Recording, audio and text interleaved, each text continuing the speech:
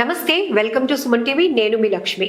ఈ మధ్య ఎక్కువగా చూస్తున్నాం, ఎక్కడైనా డ్యామేజ్ ఉంటే అక్కడ అవేర్నెస్ పెంచుతున్నారు. అది ఏ రంగానికి సంబంధించిన హెచ్పివి వ్యాక్సినేషన్కి సంబంధించి దాని ప్రాధాన్యత, దాని ఇంపార్టెన్స్, ఏ ఏజ్ గ్రూప్లో తీసుకోవాలి, ఎందుకు తీసుకోవాలి అనేది కూడా వైద్య నిపుణులు పదే పదే చాలా డీటెయిల్గా ఇస్తున్నారు.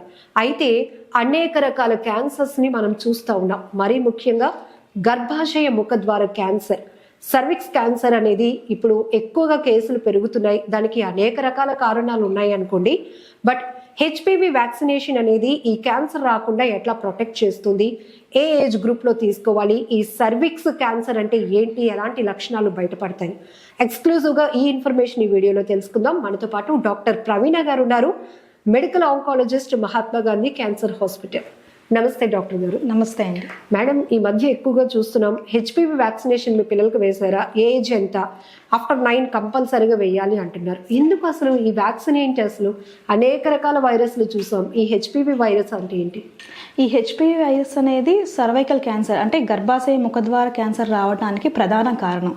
99% సర్వైకల్ క్యాన్సర్ కేసెస్లో రావడానికి కారణం ఈ హెచ్పివి ఇన్ఫెక్షనే.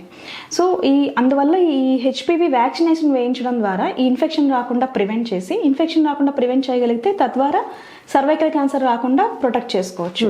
ఇది నాట్ ఓన్లీ సర్వైకల్ క్యాన్సర్, ఫిమేల్స్లో అయితే సర్వైకల్ క్యాన్సర్ వెజైనా అంటారు, వెజైనల్ అంటే యోని అంటారు కదా, వెజైనల్ క్యాన్సర్, వల్వల్ క్యాన్సర్, మలద్వార క్యాన్సర్లు అంటే యానల్ క్యాన్సర్స్ అంటారు. అలాగే గొంతు క్యాన్సర్స్, ఇవన్నీ రాకుండా కూడా ప్రొటెక్ట్ చేస్తుంది. అబ్బాయిల్లో అయితే కనుక పెనైల్ క్యాన్సర్స్ అంటే పురుషాంగం క్యాన్సర్లు, మలద్వార క్యాన్సర్లు, గొంతు క్యాన్సర్ రాకుండా ప్రొటెక్ట్ చేస్తుంది. ఇది 9 సంవత్సరాలు దాటిన తర్వాత అబ్బాయిలకి, అమ్మాయిలకి అప్ టు 26 ఇయర్స్ వరకు కూడా వేయించవచ్చు.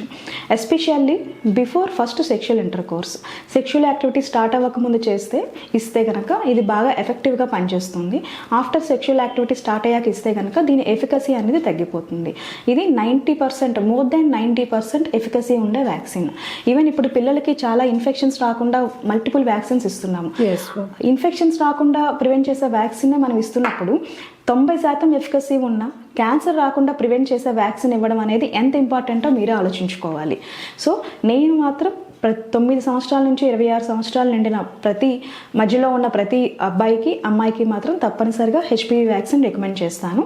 అండ్ ఫిమేల్స్లో అయితే కనుక అప్ టు 45 ఇయర్స్ వరకు కూడా ఈ వ్యాక్సిన్ వేయించుకోవచ్చు అని గైడ్లైన్స్ చెప్తున్నాయి. But after sexual activity and after child birth already HPV infection establish అయి ఉంటుంది కాబట్టి దాని ఎఫెక్టివ్నెస్ అనేది అంత ఎక్కువగా ఉండదు. బట్ 76 ఇయర్స్ తర్వాత ఎవరైనా వేయించుకోవాలి అంటే వాళ్ళ డాక్టర్తో డిస్కస్ చేసి అప్ టు 45 ఇయర్స్ వరకు కూడా వేయించుకోవచ్చు. సో ఈ సర్వైకల్ క్యాన్సర్ అనేది ఎక్కువగా ఎవరిలో ఐడెంటిఫై చేస్తున్నారు, ఏ age group particularly? Cervical cancer అనేది ఎక్కువగా అరౌండ్ 50 ఇయర్స్ ఉమెన్లో మనం కామన్గా చూస్తూ ఉంటాము. మెయిన్ ఇది ఎందుకు వస్తుంది అంటే ఎక్కువగా జెనటల్ హైజీన్, అంటే జననేంద్రియ పరిశుభ్రత పాటించిన వాళ్ళల్లో, అలాగే హై రిస్క్ సెక్షువల్ బిహేవియర్ ఉండే వాళ్ళల్లో, అంటే మనకి మల్టిపుల్ సెక్షువల్ పార్ట్నర్స్ ఉన్నా కానీ, మన పార్ట్నర్కి మల్టిపుల్ సెక్షువల్ పార్ట్నర్స్ ఉన్నా, లేదంటే unusual sexual behaviour like anal sex, oral sex ఇలాంటివి చేసే వాళ్ళల్లో కూడా హెచ్పివి ఇన్ఫెక్షన్ అనేది ఎక్కువగా రావడం జరుగుతూ ఉంటుంది. అలాంటి వాళ్ళల్లో సర్వైకల్ క్యాన్సర్ వచ్చే ఛాన్స్ ఎక్కువగా ఉంటుంది. అలాగే స్మోక్ చేసే వాళ్ళల్లో, స్మోకింగ్ అనేది చాలా క్యాన్సర్స్ని కాజ్ చేస్తుంది. Cervical cancer is one amongst them.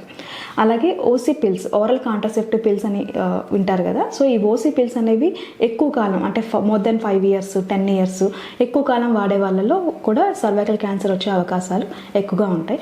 Most important reason ఏంటనేది high risk sexual behaviour and poor genital hygiene. ఈ రెండు కూడా ఇంపార్టెంట్ కారణాలు సర్వైకల్ క్యాన్సర్ రావడానికి. మేడం, ఈ సర్విక్ క్యాన్సర్ అనేది మంత్లీ వాడే ఈ పీరియడ్ ప్యాడ్స్ వల్ల కూడా రావడానికి ఎంతవరకు అవకాశం ఉంటుందంటారు? ఈ పీరియడ్ ప్యాడ్స్ వల్ల ఉండే మెటీరియల్ వల్ల సర్వైకల్ క్యాన్సర్ రాదు. బట్ హైజీన్ పాటించకపోవడం వల్ల, రెగ్యులర్గా ప్యాడ్స్ చేంజ్ చేయకపోవటం, క్లీన్లీనెస్ సరిగ్గా శుభ్రం చేసుకోకపోవటం, అటువంటి కారణాల వల్ల రావచ్చు. ఎస్. ఇప్పుడు ఈ క్యాన్సర్ అనేది, గర్భాశయ ముఖద్వార క్యాన్సర్ అనేది గుర్తించే ముందు వాళ్ళల్లో వచ్చే లక్షణాలు ఏముంటాయి? సో ఇమీడియట్ రియాక్షన్స్ కానీ ఇట్లాంటివి ఏ స్టేజ్లో గుర్తించగలుగుతాము అంటారు? ఈ సర్వైకల్ క్యాన్సర్ని ఎర్లీ స్టేజ్లో గుర్తించడం కష్టం అండి. ఆ ఎర్లీ స్టేజ్లో ఫస్ట్ స్టేజ్లో అయితే అసలు సిమ్టమ్సే ఉండవు. సిమ్టమ్స్ బయటపడ్డాయి అంటే అప్పటికే ఒక పుండు తయారైపోయి ఉంటుంది సర్వీక్స్ దగ్గర. యూజువల్గా సెకండ్ స్టేజ్లో కానీ థర్డ్ స్టేజ్లో కానీ వెళ్ళిపోయి ఉంటుంది. సో సిమ్టమ్స్ ఎలా ఉంటాయి అంటే మోస్ట్ కామన్గా చూసేది పోస్ట్ కోయిటల్ బ్లీడింగ్, అంటే భార్యాభర్తలు కలిసిన తర్వాత బ్లీడింగ్ అవ్వటం. ఇంకొకటి ఇంటర్మెన్స్ట్రల్ బ్లీడింగ్ అంటాము, అంటే రెగ్యులర్గా మెన్సెస్ వచ్చే టైం కాకుండా ఇన్ బిట్వీన్ బ్లీడింగ్ కనపడటం కానీ, లేదంటే వైట్ డిశ్చార్జ్ అనేది స్మెల్తో రావటం, దాంతోపాటు బ్లడ్ స్ట్రీక్స్ రావటం, ఇట్లాంటి వైట్ డిశ్చార్జ్ వచ్చిన అండ్ బ్యాక్ ఏక్, ఈ గడ్డ వల్ల కొంచెం అక్కడ లెగమెంట్స్ అన్నీ స్ట్రెయిన్ అయ్యి నడుము నొప్పి రావటం కానీ, లేదంటే పెల్విక్ పెయిన్ రావటం కానీ. అడ్వాన్స్ స్టేజెస్లో అదేమైనా మూత్రాశయాన్ని కానీ లేదంటే వెనకాల ఉండే పెద్ద పేగును కానీ ఇన్వాల్వ్ చేస్తే కనుక యూరిన్ పాస్ చేయడంలో, మోషన్ వెళ్ళడంలో కంప్లైంట్స్ రావడం జరుగుతూ ఉంటుంది. సో దీన్ని ఎట్లాంటి ఎగ్జామినేషన్ చేయడానికి ఎలాంటి టెస్ట్లు అవసరం అవుతాయి, ట్రీట్మెంట్ ఎట్లా ఉంటుంది మేడం? ఈ లక్షణాలు కనిపిస్తే కనుక వెంటనే దగ్గరలో ఉన్న గైనకాలజిస్ట్ దగ్గరికి వెళ్ళాలి. గైనకాలజీ డాక్టర్స్ ఏం చేస్తారంటే పేషెంట్ని పడుకోబెట్టి లోపల చెక్ చేస్తారు, వెజనా ఎలా ఉంది, సర్వీక్స్ ఎలా ఉంది, అక్కడ ఏమైనా ట్యూమర్ కనిపిస్తుంది అనేది చూస్తారు. ట్యూమర్ ఉంటే కనుక దాని నుంచి ఒక పీస్ తీసి టెస్టింగ్ పంపిస్తారు, దాన్ని బయాప్సీ టెస్ట్ అంటారు. దాంట్లో అది క్యాన్సర్ గడ్డ కాదా, క్యాన్సర్ అయితే ఎటువంటి క్యాన్సర్ అనేది నిర్ధారణ అవుతుంది. సో దీనికి ప్రాపర్ డైట్ కానీ లైఫ్ స్టైల్ మోడిఫికేషన్స్ ఇట్లాంటివి అవసరం అవుతాయి అంటారా? డెఫినెట్గా ఇందాక చెప్పుకున్నట్టుగా పరిశుభ్రత పాటించాలి, జననేంద్రియ పరిశుభ్రత పాటించాలి. And sexual activity, high risk sexual behaviour ఉండకూడదు. ఇప్పుడు టీనేజర్స్లో చాలా మందిలో చూస్తున్నాము, బిఫోర్ మ్యారేజే సెక్స్ స్టార్ట్ చేయటం, ఎర్లీ ఏజ్లో సెక్షువల్ యాక్టివిటీ స్టార్ట్ చేయటం, ఇవన్నీ కూడా సర్వైకల్ క్యాన్సర్ రావడానికి రిస్క్ ఫ్యాక్టర్స్ అవుతాయి. So healthy sexual life behaviour ఉండాలి, హై రిస్క్ సెక్షువల్ బిహేవియర్ ఉండకూడదు, అండ్ స్మోకింగ్ జోలికి వెళ్ళకూడదు.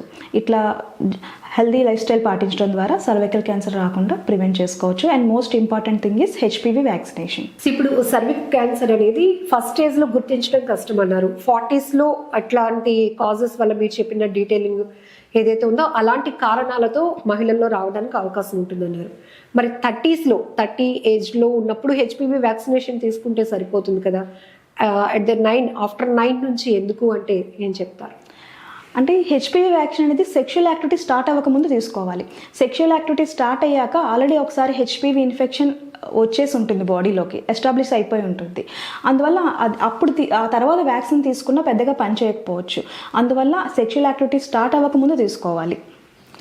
సో అండ్ ఈ హెచ్పివి ఇన్ఫెక్షన్ అనేది అసలు కామన్గా చాలా మందిలో వస్తూ ఉంటుంది.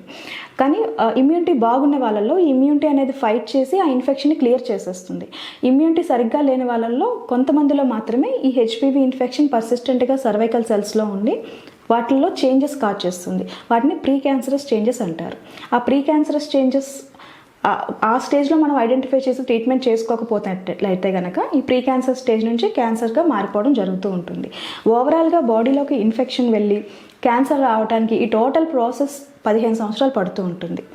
సో ఎర్లీగా మనం హెచ్పివి వ్యాక్సిన్ తీసుకోవడం ద్వారా ఈ ఇన్ఫెక్షన్ రాకుండా ప్రివెంట్ చేసి తద్వారా క్యాన్సర్ రాకుండా ప్రివెంట్ చేసుకోవాలి. ఇప్పుడు కొన్ని రకాల వైరస్లు చూసినప్పుడు ఒకరు తుమ్మితే దాని నుంచి ఎయిర్లో సర్క్యులేట్ అవటం, ఇలా 1 to 1 రావటం చూసాం.